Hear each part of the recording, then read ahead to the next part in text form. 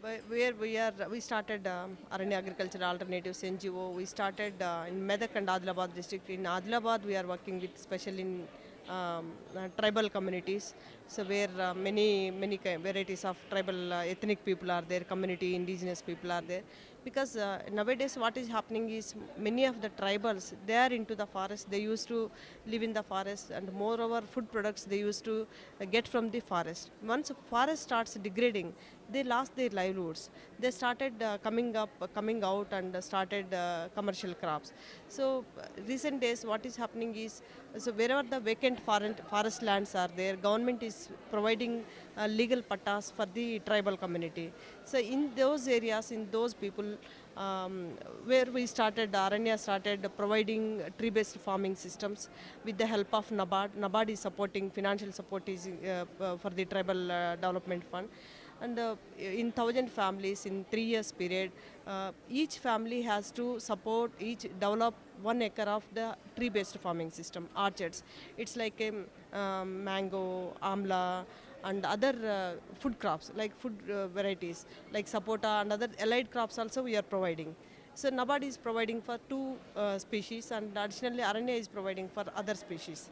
Like that, nowadays we have completed 1,000 acres with the 1,000 farmers in 35 villages of tribal habitations. So all of them are the tribals. When the tree is growing up, so when the tree is small old, they don't have confidence. When the once plant started growing up, they feel so confident. So they have very good attachment. We cannot tell about that, because last week when I went there, and last summer when I went there, it's a big tree. Because of the wind, branches are breaking down. But that farmer, he has with the rope he has tied up, and he's sleeping there only. In the night also he's sleeping there, because he's taking care of. He's so conscious about taking care of the farm. He's having that attachment, because once something is there at farm level to eat or to sell something, and there is a that attachment will be different. So and one more thing, it's not only perennial crops we are supporting, it's a agriculture crops also, intercultivation also they are doing. For the annual crops, they are getting annual food crops for their regular food as part of food grains, and also they are getting the perennial crops. Now with the 5th year plantation is there, many of the I think 350 families are now they are getting the fruit crops. It's whenever because of the climate change nowadays, erratic rainfall is there. In the monsoon they are not receiving the rainfalls. Even though they are, once they lose their annual crop also, tree crop will support them. That is, it's like a ecosystem, it's like a support system for them. So, tell us, by participating in a biodiversity summit like this, what benefits do you, intend to achieve? Okay. Here is it's a networking of different countries, different institutions.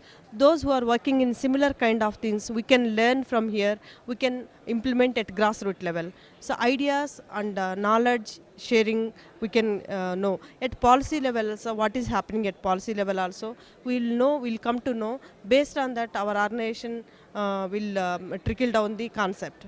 So when you are having, when you are speaking with the government officers and different NGO people, even the grassroots level people also, we are the persons, we are providing, and we are available at village level. So we can share the knowledge, these things, international things also at grassroots level.